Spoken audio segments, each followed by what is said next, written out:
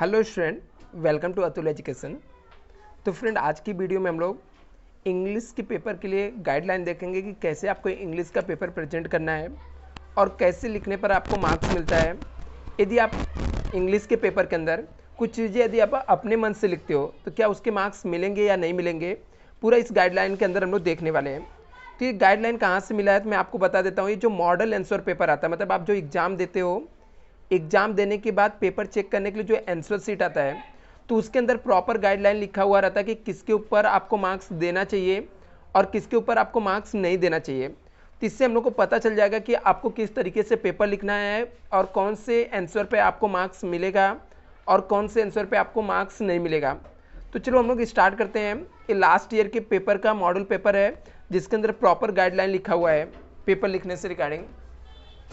सबसे पहला आपको है कि यहाँ पे पहला पॉइंट में लिखा है model answer are only the guideline है। इसके अंदर सिर्फ गाइडलाइन दिया गया है। लिखा है any logical correct answer other than the original one can be accepted. Means यदि आपने कोई ऐसा आंसर जो आपने अपने मन से लिखा है बट वो लॉजिकली राइट होना चाहिए। यदि आपने अपने मन से आंसर लिखा है लेकिन आपका आंसर राइट है तो फिर भी उसको एक्सेप्ट किया जाता है, उसके ऊपर मार्क्स मिलता है। कोई बुक का छापना ज़रूरी नहीं है, या जो आपको इसमें मॉडल आंसर के अंदर जो दिया रहता है कोई कंपलसरी नहीं कि आपका आंसर वही सेम होना चाहिए। यदि आपका आंसर लॉजिकली राइट है तो आपको मार्क्स मिलेगा, भले सो आप अपने मन से लिखे रहोगे तो भी चलेगा।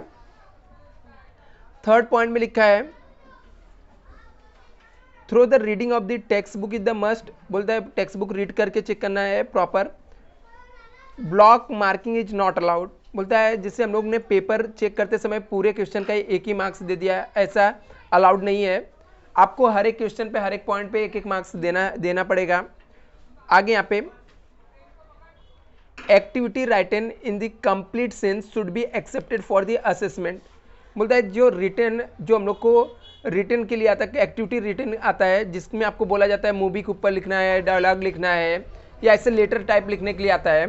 वो बोलता है आपका कंप्लीट सेंस से, आप प्रॉपर तरीके से आप अपने मन से लिखोगे तो एक्सेप्ट किया जाएगा, असेसमेंट के लिए एक्सेप्ट किया जाएगा और उसका मार्क्स आपको मिलेगा। नेक्स्ट यहाँ पे दिखा है correct answer along with the chart table diagram can be credit. बोलता है यदि आप करेक्ट आंसर लिखते समय चार्ट बनाओगे, डायग्राम बनाओगे, टेबल बनाओगे, प्रॉपर तरीके से मतलब सिस्टमेटिक वे से आप प्रेजेंट करोगे तो उसका क्रेडिट आपको मिलेगा। मीन्स उसके आपको फुल मार्क्स मिल सकते हैं। Only answer without proper presentation should not be given any credit.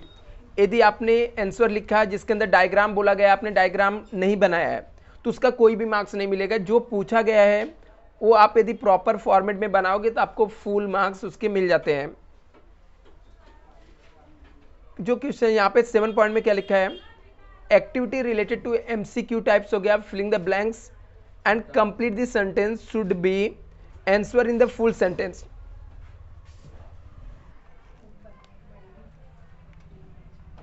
Full sentence only answer written this activities should not be given any credit.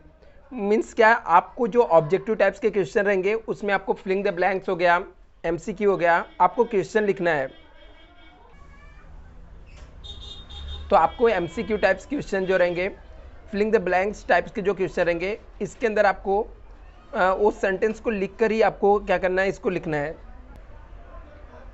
Next guideline है यहाँ पर student need to follow all the instruction given at the beginning of the answer sheet. जो आपका answer sheet रहता है उसके अंदर जो भी इंस्ट्रक्शन लिखा रहेगा वो इंस्ट्रक्शन को आपको फॉलो करना है। आप लोग ने आंसर लिखते समय जो आपके बुक के आंसर शीट के फर्स्ट पेज पे लिखा था वो आपको क्या करना है, फॉलो करना रहता है। No marks credit given for the incomplete grammar और लैंग्वेज। यदि आप इनकम्प्लीट आंसर लिख रहे हो, ग्रामर इनकम्प्लीट है तो आपको कोई भी मार्क्स नहीं मिलेगा। Examiner need to be read the complete activities seriously. Examiner के लिए गाइडलाइन है उसको पूरे पेपर को पढ़कर चेक करना चाहिए। ये जो गाइडलाइन रहेगा फ्रेंड आपको काफ़ी हेल्प करेगा एग्जाम में। यदि आप एग्जाम में इंग्लिश के पेपर लिखते समय ये सब गाइडलाइन फॉलो करोगे तो आपके जो भी अच्छे मार्क्स रहेंगे, अच्छे मार्क्स आप लोग स्कोर कर सकते हो। Thank you so much.